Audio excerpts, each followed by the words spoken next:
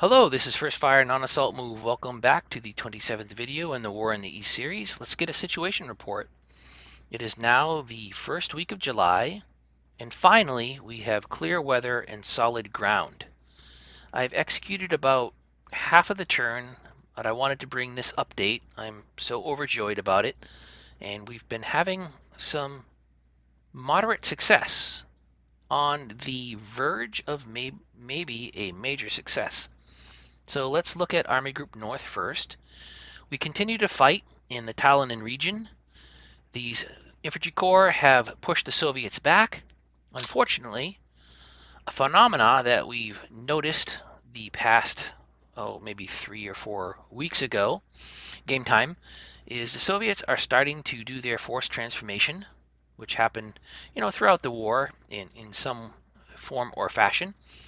And that is the corps level formations the Soviets are fielding now.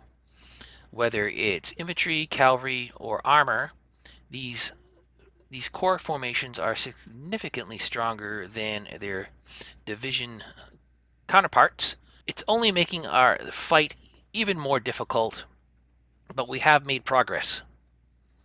So moving down here, the fighting in Army Group North is going to be centered around the Talinan region. Don't anticipate to make any attacks in and around Pskov. It's just too constricted. The terrain is horrible. Earlier on, as winter was breaking and we moved into 1942, initial planning was we saw that thin Soviet defensive line in Army Group North's area of operations, and we thought maybe a lightning strike, quickly moving up and taking Pskov.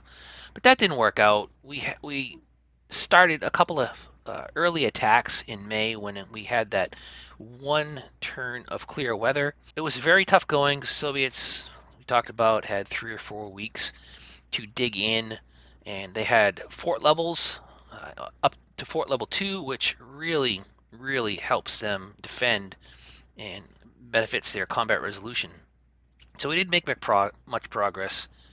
And swiftly after that, we entered the season of mud, which we thought we were past. However, that was not the case, so about 4 turns, the Soviets just sat there, dug in, moved in some other formations, and there's no progress that's going to be made here at this time. Maybe later, as the battlefield developments unfold and opportunity may present themselves, but not the case now. This stretch of the front from Pskov down to Veliky Luki and even south to around the Vitebsk sector, Soviets had a very long stretched front, as did we. If you remember in 1941, we made some significant progress, just infantry on infantry, hard fighting, keeping at the Soviets, keeping on the back foot, disrupting them, getting some routes, getting some shattered, results in our combat resolution. So we moved the front all the way to Veliky Luki, and we were right about here where my mouse is tracing. Then, obviously, during the winter, the Soviets' winter offensive with that special rule in place, we had to give a lot of ground. So they are not going to trick us this time. They had pulled troops out, so this line was rather thin.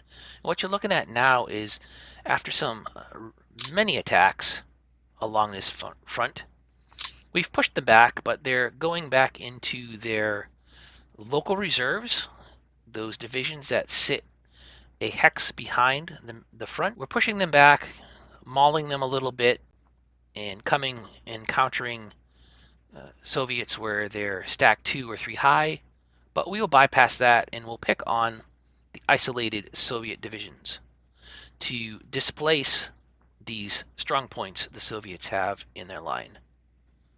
That's the plan in this sector.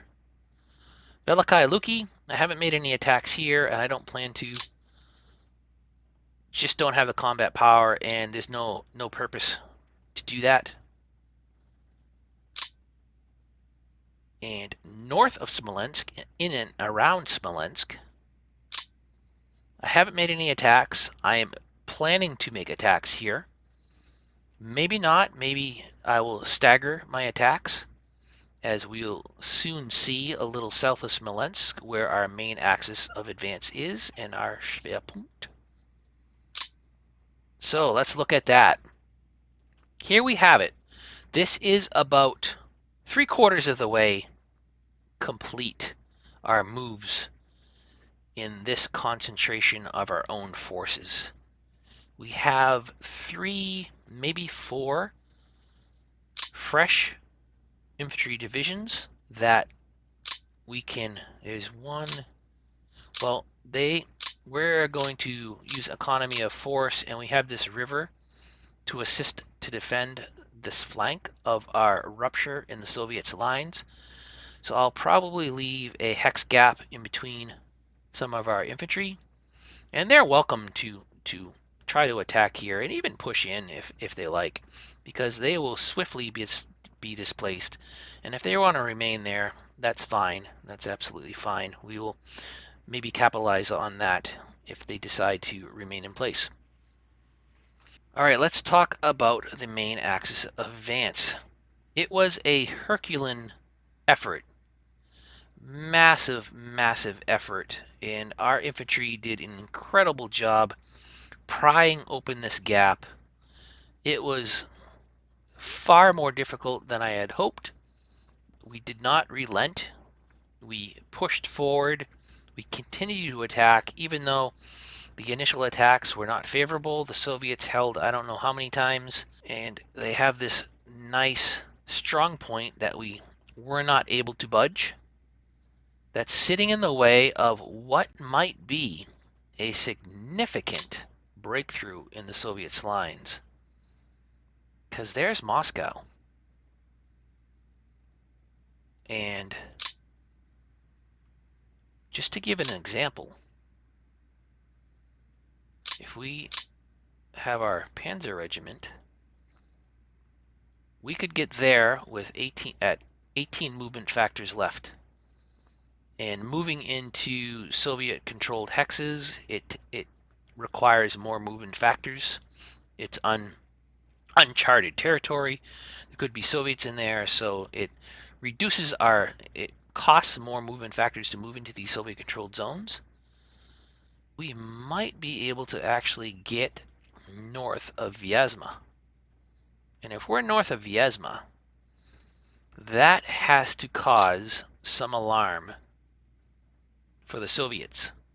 And I have enough. I have about 3 or 4 fresh infantry divisions to maintain the corridor and even push in to the guts of the corridor, so they'll be fresh to attack. They won't attack this turn, but they'll be fresh for the second week of this offensive. I think we can really call it an offensive now. And I have 7, yes, 7 combined motorized and panzer divisions that have not yet been thrown into the mixed. I had to step aside because there's a lot of brain cycles going on, determining which infantry to move, which tank forces, which panzer forces to move, in what order, hasty attacks, deliberate attacks. Do we stack up? Do we do economy of force? Do we take risks with hasties? So there's a lot of thought here. I don't want to say desperation, because we have to make something happen. Something absolutely has to happen. It is the first week of July, and we have absolutely done nothing offensively. We have made a minimal impact on the Soviet lines and on their forces. We have to do something. So yes, literally banged our heads against very strong Soviet positions, defensive positions, but we broke through. We broke through. This will just give you an idea. All through here, and these look like single, but if we look there, battle 1 of 4. There was 4 battles that took place on that hex. 1 of 3, 1 of 2, just 1 there, just 1 there, 1 there. Most of the hardest fighting is a little south, where we're trying to do a double-pronged attack so that Soviets can't defend in great depth.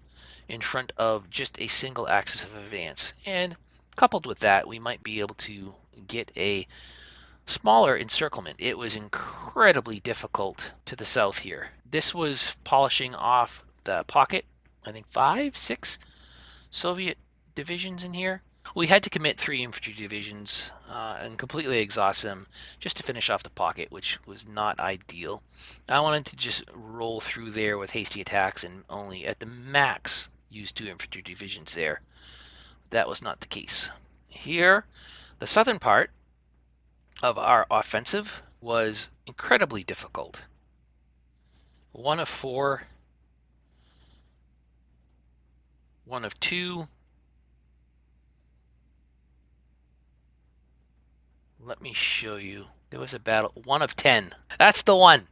This was, I don't want to say a turning point, but I did not relent. I did not give up. Can we click? Oh, yes, there is that feature. So let's take a look at this battle. And what was this a battle of? Because this is like war history material.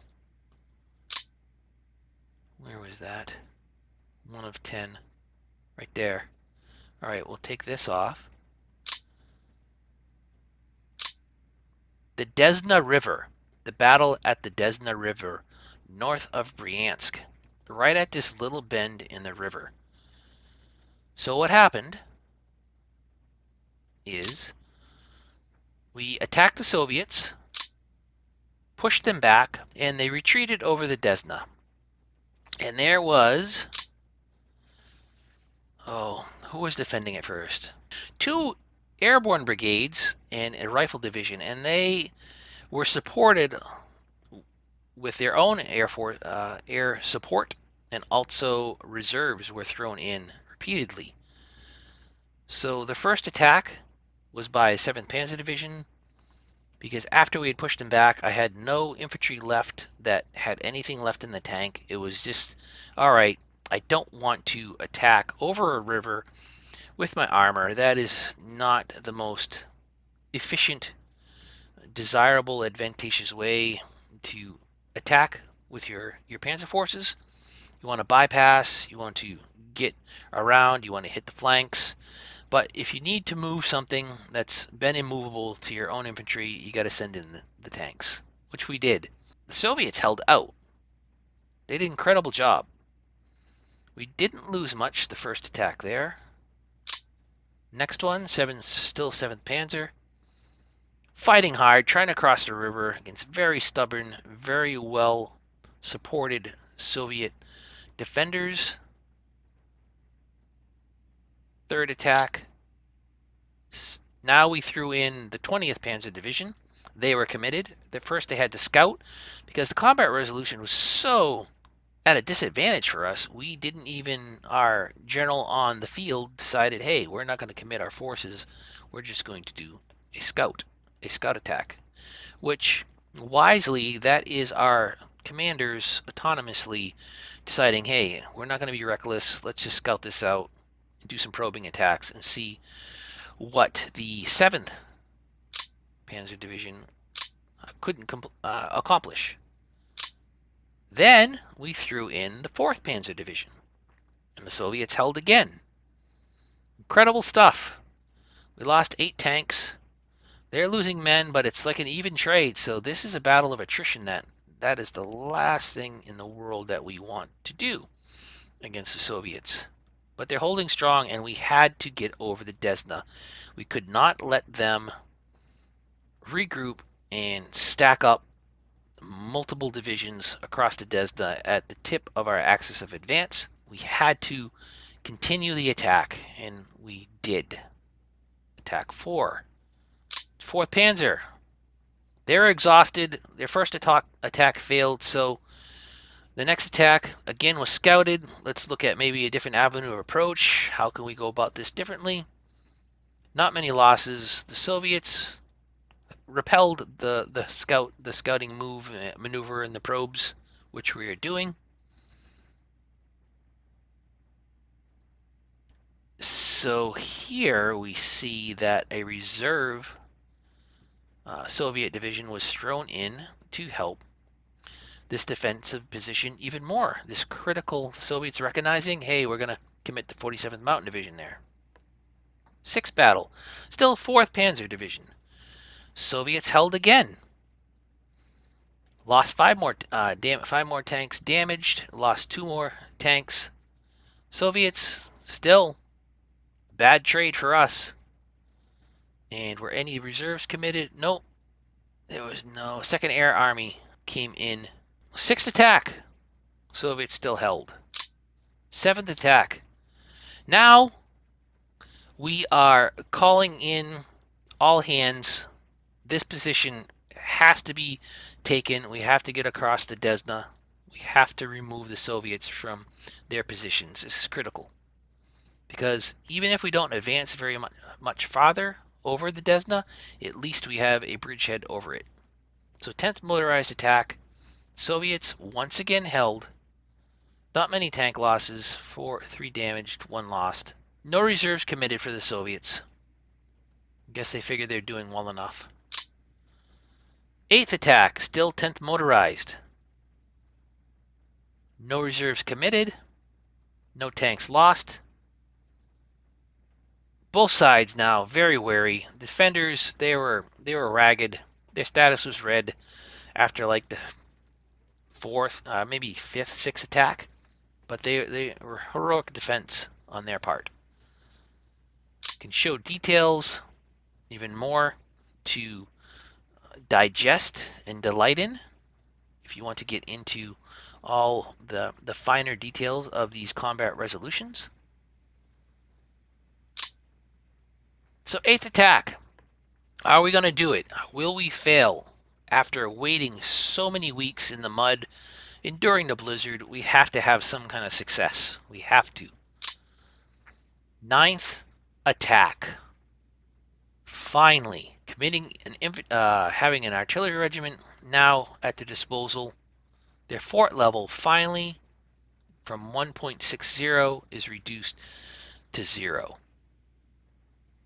We lost 51. Finally, the Soviets dislodged, had to withdraw, taking more losses. 9 more AFEs damaged, 1 AFE lost. But look at that. Only retreat. Incredible defense. What a battle. And then they call this attack, but it's really actions on the hex, what took place. But it's contained within battle display. And then we tried to drop some supplies to our exhausted and low on fuel and supply attacking forces. So that was incredible.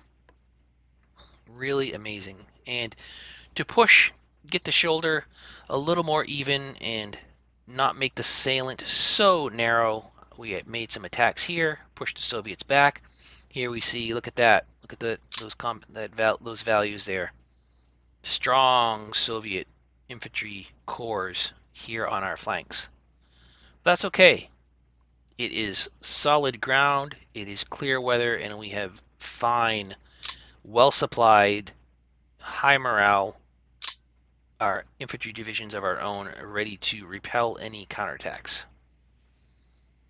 So that is a summary of what took place. As I'm talking through this is all going to be one video, but I wanted to capture just a snapshot of the progress of what had to occur. I haven't even done any of my moves or attacks south of Army Group Center, so I still have to do that. And there is really nothing left in the tank. Directly behind this axis of advance, we've committed everything we could. There are fewer German divisions in the southern axis of advance than there are in the north. However, centrally located, we have a nice pool of fresh, strong infantry divisions that we could commit either north or south, and I'm going to review that a little closer and see where I should commit them. It may be a natural split. The closest to the north will go north, the closest to the south will go south, because we're definitely not attacking across. What is this river? Same river, the Desna. No point at all, because we want these divisions not to be pushed back, remain in place, because maybe we can get a little bit of an encirclement here. But once this axis of advance has culminated for the week, and we commit 3 more infantry divisions and 7 more motorized and panzer divisions to this. Really excited to see what that's going to look like. These Soviet formations are going to rapidly retreat to get out of harm's way. So there's no need whatsoever to defend with any strength at all. Maybe just two or three of our own divisions just to hold the west bank of the Desna in that area. So we have a lot of combat power, a lot of divisions to broaden this breach a little more, at the very least secure it, so that it will stand any and all Soviet potential Soviet attacks. Maybe pull 1 or 2 divisions just to bolster this sector a little bit, because then they can just shift again north the next week. So yeah, excited to see what this looks like at the end of all moves and combats. Also, this very brazen Latvian SS motorized brigade barreled through this corridor, which was so dearly earned, came up to Duruvo, where there was an airfield and a headquarters, and I believe we even came up here. The Latvian brigade even came up here, and we scattered some airfields, captured some fuel and supplies. I saw that. I was hoping that was going to be an airfield and headquarters as well, but the Soviets wisely have some defense in depth back here, and it is the headquarters. 2 headquarters are defended with the 156th Rifle Division. Some considerations here is, do we push our 7 motorized and panzer divisions south and east, or north and east, or do we string out our panzer divisions in a saber-like point to the heart of Moscow? I think that would really startle the Soviets.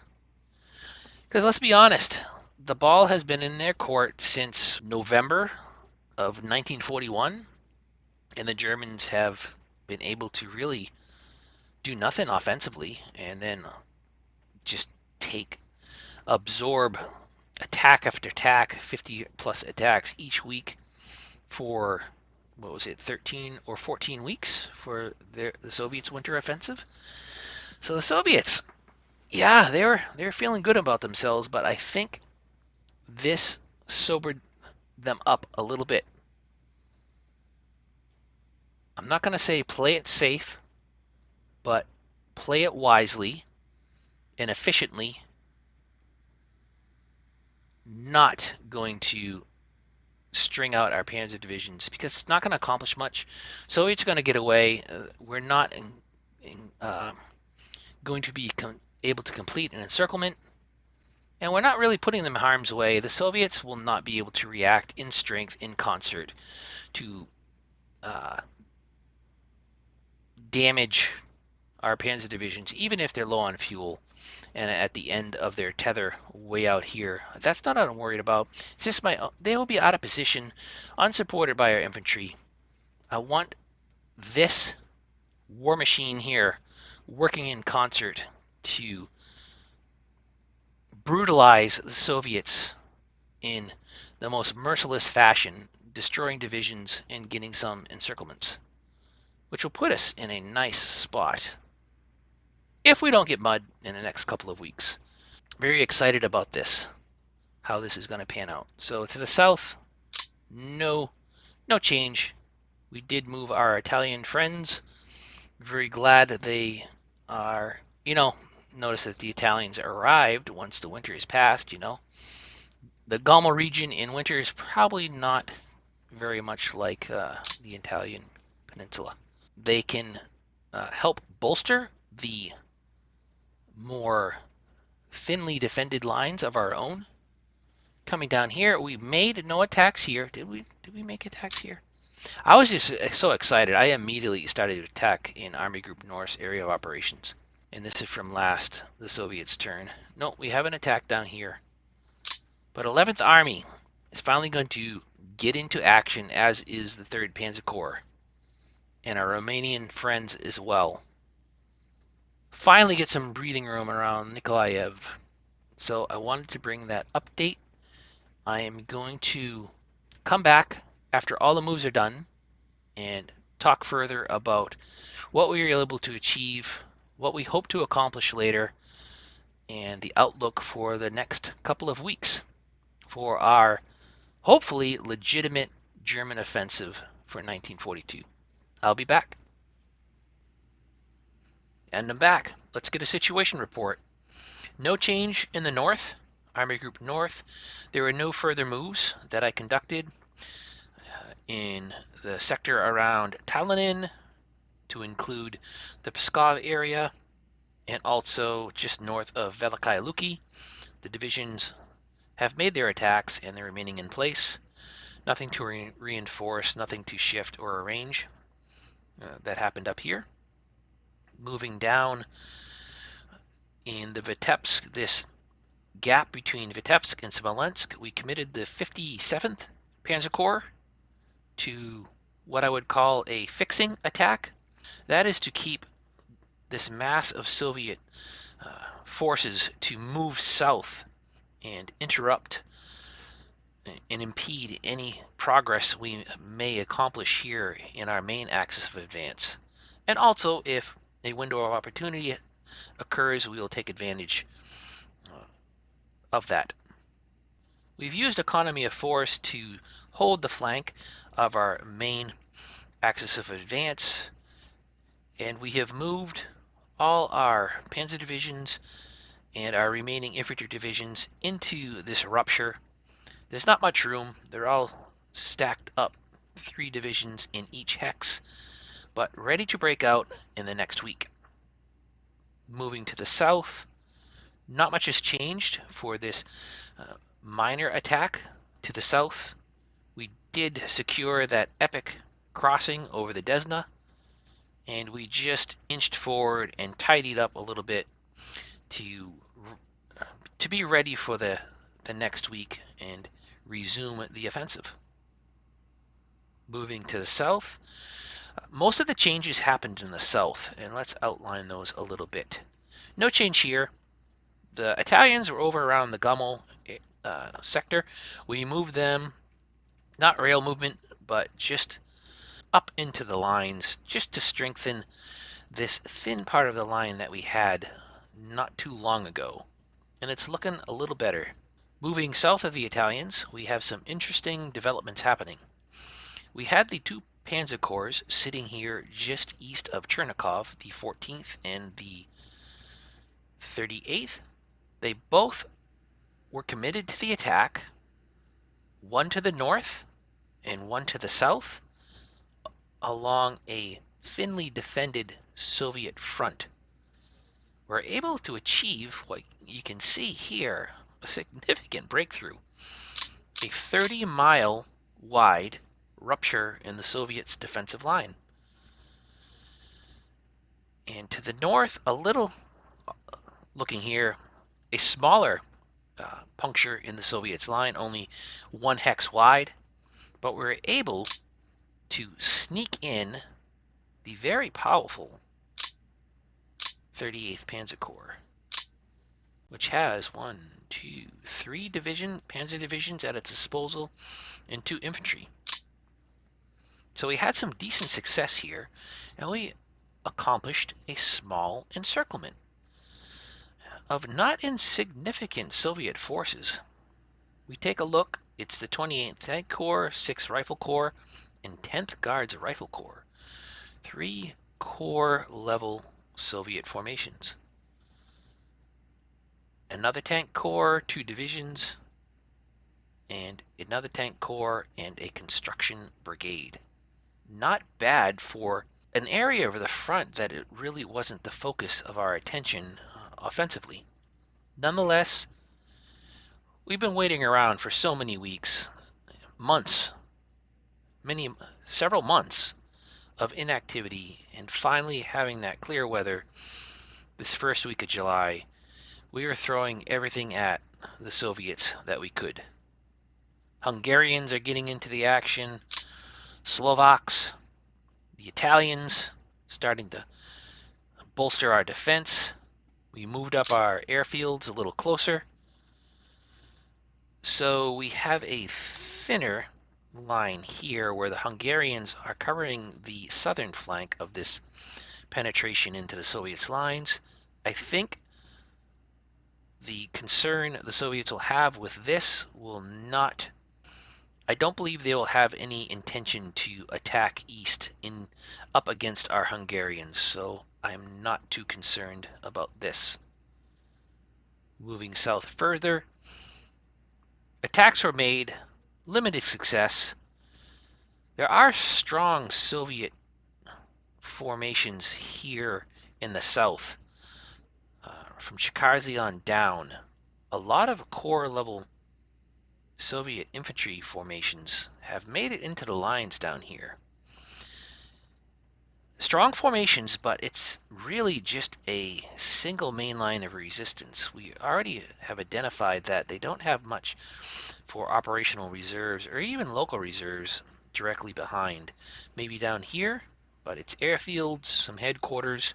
Once we can break through the initial line of resistance, I believe we can get them on the run, disrupt the continuity of their front, and have some progress here in the south, in the Dnieper Bend, in this industrial region. In summary, is what occurred the first week of July 1942, really the start of the German offensive. Late in the year, already July, but look what we could accomplish even after the Soviets have had so much going their way with the winter offensive, the mud, to dig in, and they really did. They were very well entrenched in great defensive positions, but now I believe we will have the initiative and the upper hand in a number of places, and we will attempt to capitalize wherever we can on these opportunities. There is nothing left for me to do on this turn. We only received a single rifle division, infantry division for reinforcements, and I just thought of something I wanted to show you. I haven't seen this before, but this 22nd Air Landing Division is withdrawing. I cannot move them. Where did they withdraw from? I don't remember where this specific division was positioned along our front. But anyways, that's already withdrawing status.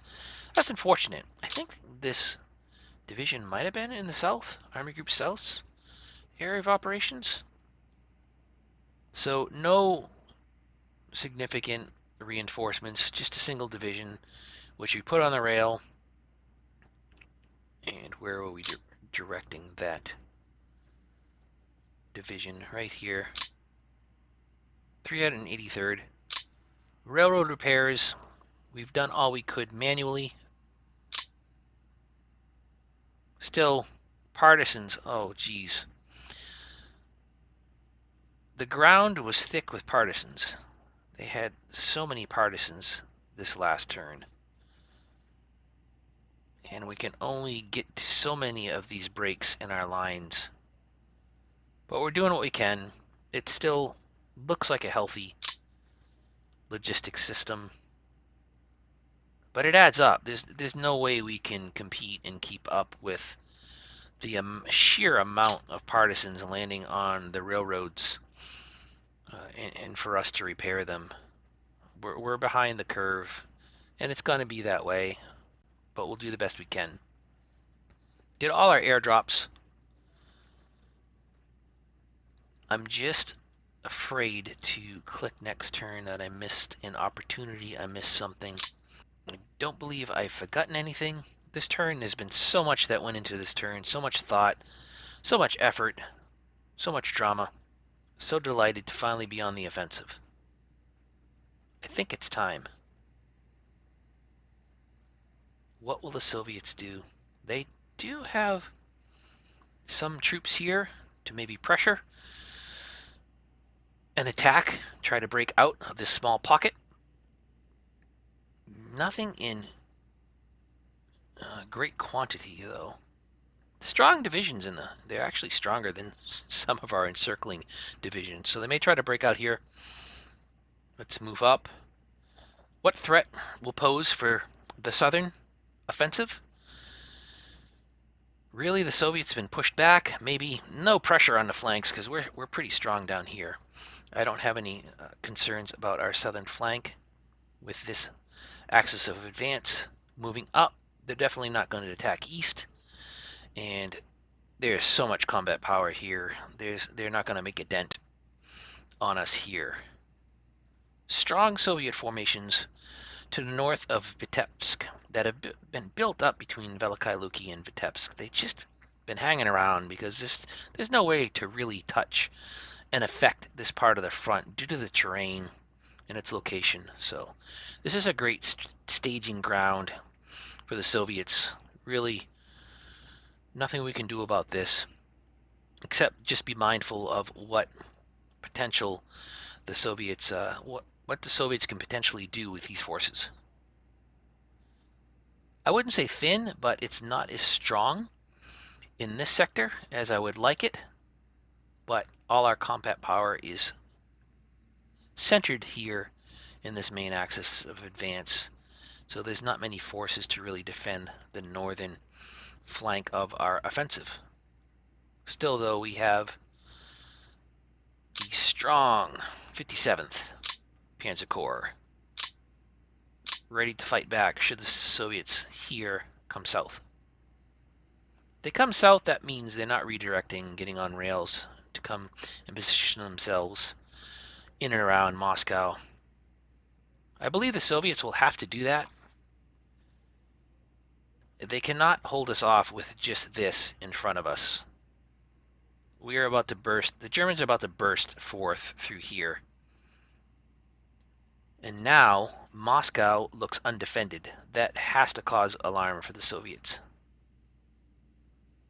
To the north, I expect some isolated attacks against our divisions where the Soviets will be able to group up, get those odds. Yeah, the 254th is kind of out on a limb here, and I fully expect Soviets to come down, get a 4-hex a coordinated attack on the poor 254th, and that will cause them to definitely withdraw. That's acceptable. We wanted to definitely break through and disrupt the Soviets along this front and see what progress we can achieve up here. It may become a stalemate, maybe not. What to do with the 56th Panzer Corps? They've kind of been treading water for the better part of the war in the East. They've been held as a small operational reserve should trouble happen for Army Group North, but they just don't have the combat power to affect anything along this front to any degree. So I have to come up with a better plan for 56 Panzer Corps. And that's about it. I'm nervous. What is going to happen? The Soviets have to react. To what degree, we will see.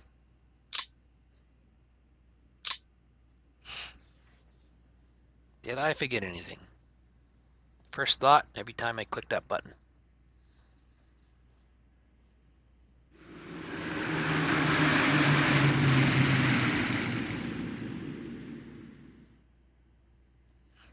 The posture and the attitude of the Soviets in 1941, whenever there was a rupture in their front, a breakout, they retreated immediately. They did not attempt to hold and then coordinate attacks on the flanks of the penetrations. I'm interested to see what they do in 1942.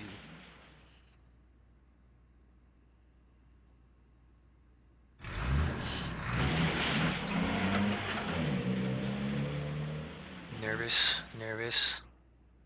Preliminary moves here. Moving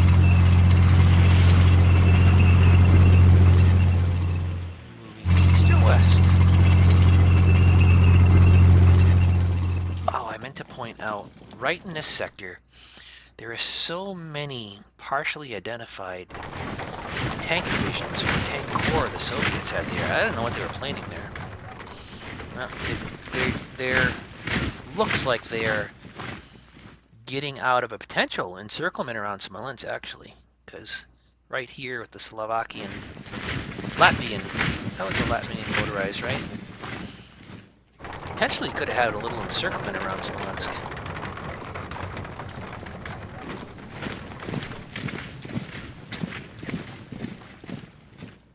If the Soviets are withdrawing, and then that means they're not fortifying in their hexes, so it makes it much easier to attack them and get better combat resolutions. And that's where we're kind of shine when things are in disarray. I like those opportunities and the schizophrenic nature of the front. Get creative. I really like that.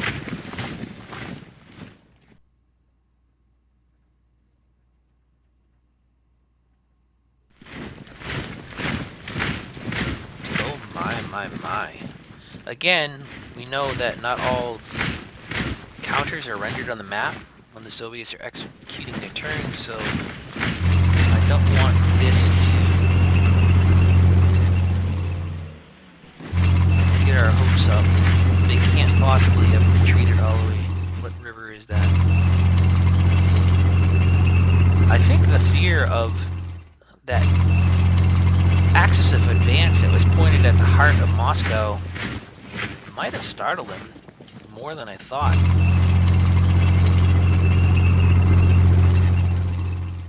They didn't even try to test the sector where we had our Italians reinforce that part of the front. Right?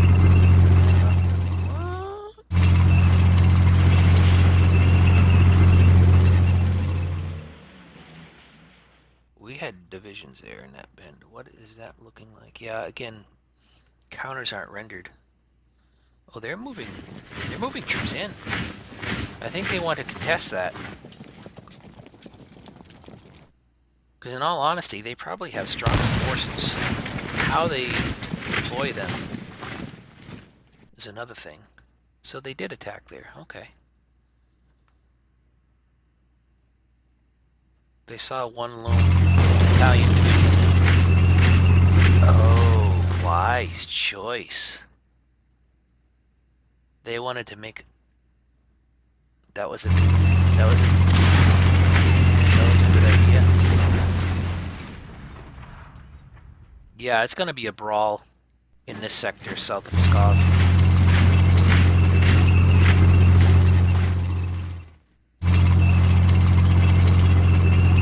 I believe both sides have combat power, but not enough to dominate the other in that area. And if we're clever enough, intelligent enough, I believe we can do the best of this back and forth.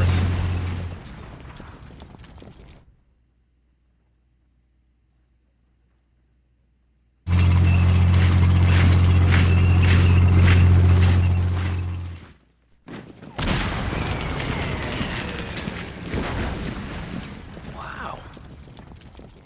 Really? That's amazing. All right. I think I think by doing that, they're kind of...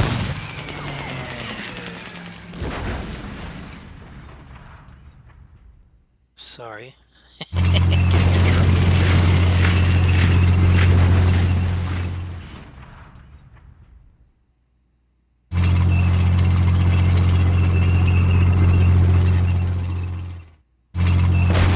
I was talking about up past Smolensk. If they're attacking in and around Smolensk, that means they're not giving ground. We may be able to get an encirclement up there.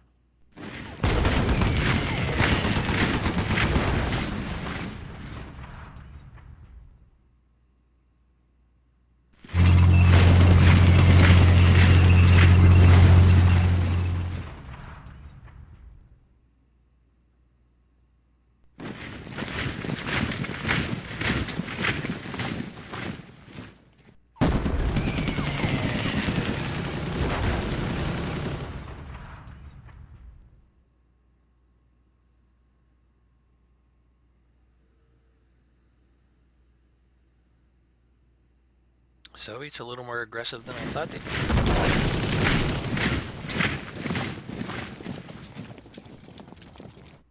The sheer quantity of divisions and formations they have is just staggering.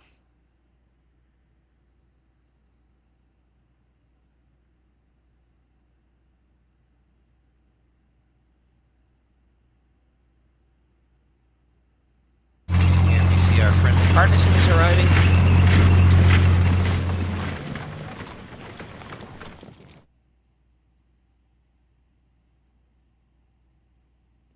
Quite the buildup south of Pskov the Soviets have. Stronger than I thought. Holy Moses. That's revealing. Probably shouldn't be able to see that. Oh, that was that grouping that was right here. That little sector. Interesting. Well, Soviets had some counterattacks. They didn't want to be completely outdone this turn by the Germans.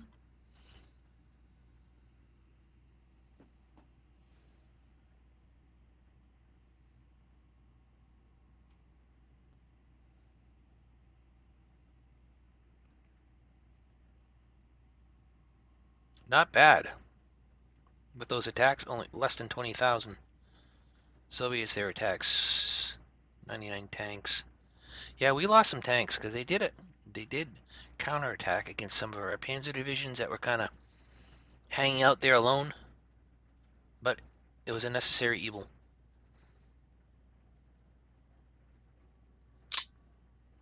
Oh my. Are you thinking what I'm thinking? Another turn of clear ground. I mean, solid ground, clear weather. Yeah, look at that. They mass up to attack, and then they kind of disperse a little bit. So that's going to be the pattern, I imagine, through Pskov, south of Pskov. This stretch between the two cities, Pskov and Veliky Luki. It's going to be a grind trying to get in this Tallinn region. I don't think the Soviets are going to reinforce the troop quantity that they have here. We may be able to get the upper hand by using economy of force in some places and massing in others. Interesting. What? I just want to take a quick look what this... Oh, wow. There has to be more forces here. Let's take a peek.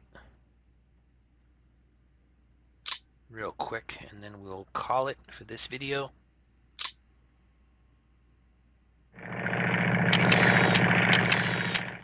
Alright. Breaking contact in this sector. Massing in this sector. Interesting. I think it's a ripple effect, giving ground here because of this penetration, and they're falling back, falling back.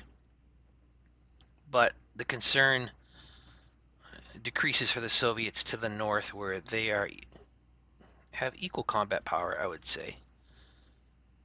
Maybe more in some places.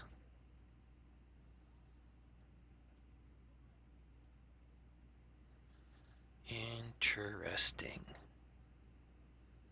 This next turn is going to take a lot of brain cycles as well. A lot of computation power to make the most of our opportunity. Because the window's already closing, second week of July. And looking at the weather the last video, we know we don't have many solid ground cleared days ahead of us. Got to maximize every opportunity. All right. Excellent. One last peek. What do they think they're doing here? Takes an enormous amount of moving factors to cross a major river. So we have to plug with that a little bit. They have broke contact, though, along this part of the front. Very interesting. Massive buildup here. And they had that massive buildup here of tank divisions. And there is going to be a war in these too, so that's incredible news. I cannot wait. Absolutely thrilled about that. What a gift to war gamers. What an amazing gift. But when the Soviets execute their turn, I think we get intel that we're not supposed to see. So we shouldn't have seen what was here. And it was an alarming group of Soviet combat power around Pskov. Stacks of infantry corps, it looked like. Yeah, this is going to be contested far more than I thought. But again, it's a strong main line of resistance for the Soviets, but operational reserves, not many.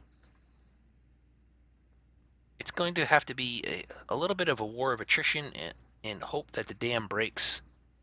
And then once that occurs, it'll be a flood. A flood of Romanians and Hungarians. No Hungarians, just Romanians. We sent all our Hungarians up here.